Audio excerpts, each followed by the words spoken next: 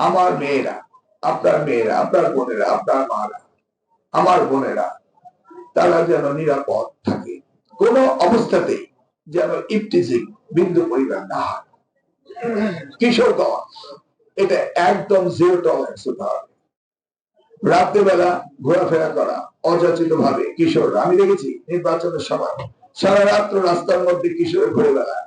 কেন ঘুরে বেড়ায়? কেউ যদি প্রশ্ন করে উল্টা তারা মব অ্যাটাক করে।